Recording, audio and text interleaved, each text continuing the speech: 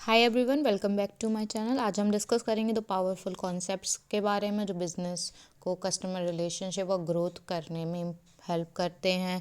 पहला टॉपिक है कस्टमर को creation and the second topic is RFM analysis. दोनों ही बहुत इंपॉर्टेंट टॉपिक हैं आपके एग्ज़ाम के लिए।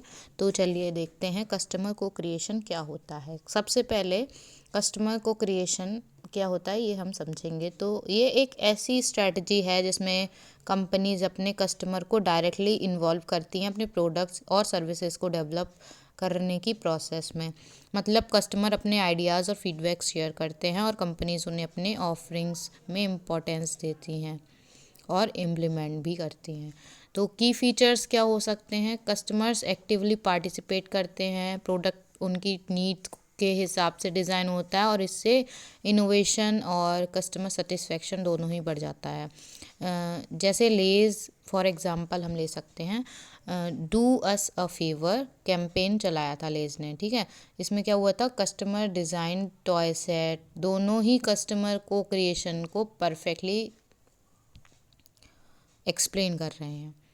अगर आप सोचिए, क्या आपको फेवरेट ब्रांड ने कभी आपसे ऐसा इनपुट लिया है? अगर हाँ, तो कमेंट में ज़रूर बताइएगा अगर आपको इससे रिलेटेड कुछ याद आ रहा हो तो नेक्स्ट है बेनिफिट्स ऑफ कस्टमर को क्रिएशन।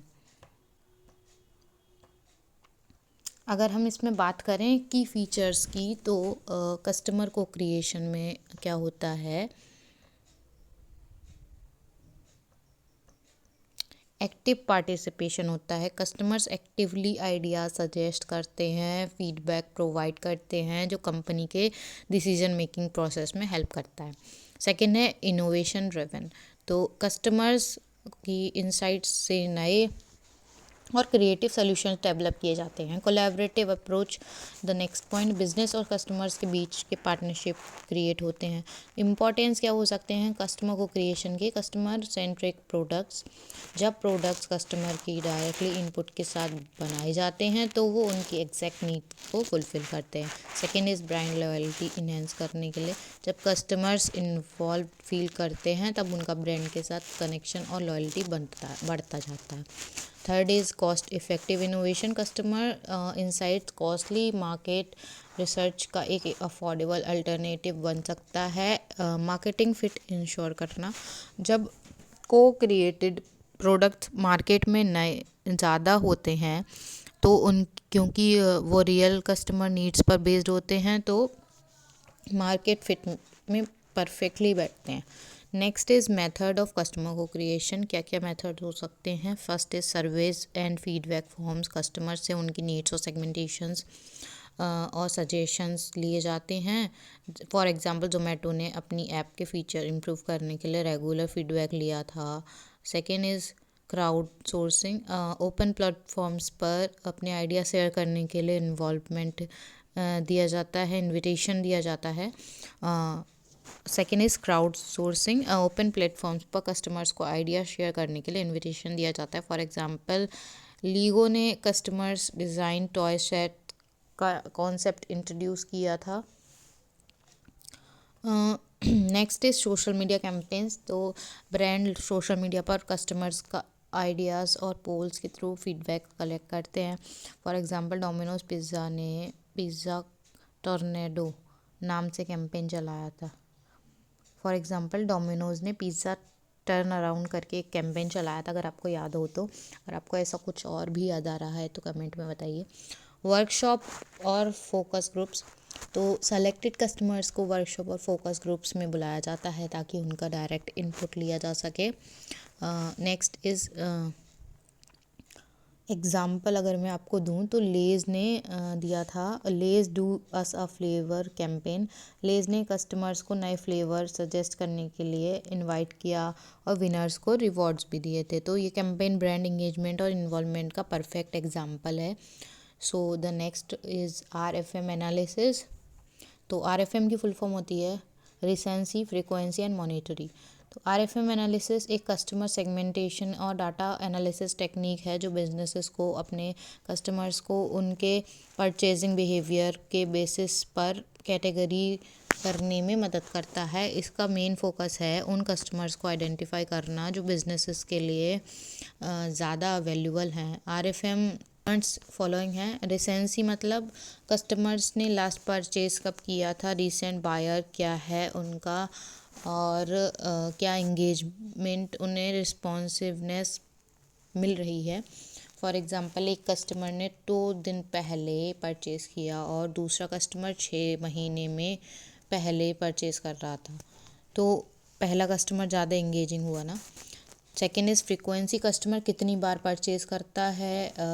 फ्रीक्वेंट बायर ज़्यादा लॉयल होते हैं और फ्यूचर में भी परचेज़ करते हैं।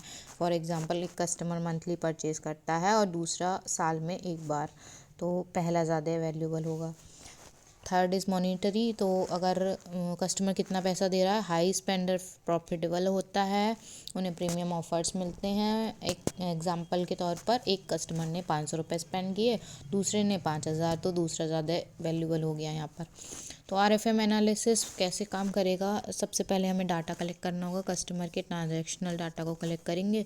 सेकेंड इज सोर्सिंग सिस्टम, तो कस्टमर को RFM के बेसिस पर सोर्स करेंगे और उसे 1 से 5 तक के स्केल पर रेट करेंगे। फिर हो जाता है सेगमेंटेशन क्रिएशन, तो कोर्सेज कंबाइन करके कस्टमर को अलग अलग सेगमेंट्स में डिवाइड कर देंगे। ठीक है, पहला आ जाएगा high value customer, high value यानी कि हाई RFM वाला कस्टमर। ठीक, एट रिस्क कस्टमर क्या होगा, लो R और F स्कोर वाला कस्टमर।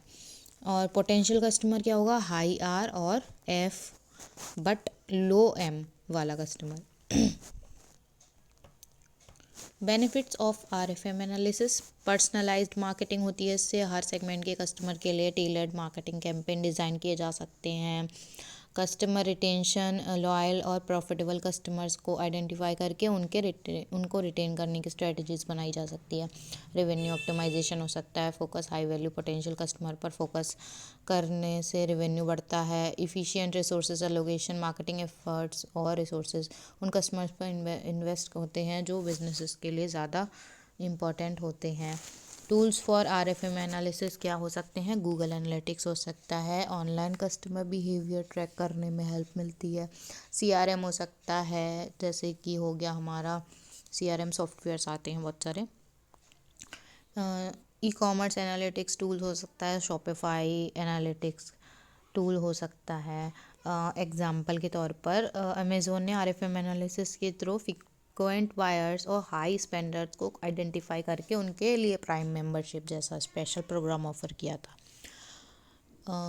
इन द एंड मैं कह सकती हूँ कि कस्टमर को क्रिएशन बिजनेसेस को इनोवेटिव और कस्टमर सेंट्रिक बनाता है, जिससे ब्रांड लॉयल्टी और मार्केट रिलेवेंस बढ़ता है। और RFM एक पावरफुल डाटा ड्रिवन टूल है जो प्रॉफिटेबल और लॉयल कस्टमर्स को आइडेंटिफाई करके उन्हें इफ़िशिएंटली टारगेट करने में मदद करता है। तो आई होप आपको ये दोनों टॉपिक अच्छे से समझ में आए होंगे और मैं उम्मीद करती हूँ कि आज की वीडियो आपको अच्छी लगी होगी। अगर आपको ऐसे ही और वीडियोस चाहिए तो मुझे कमेंट में बताएं कौन सा टॉपिक चाहिए, और सब्सक्राइब कर लें ताकि आगे फ्यूचर में भी आप वीडियोस देख सकें। Thanks for watching.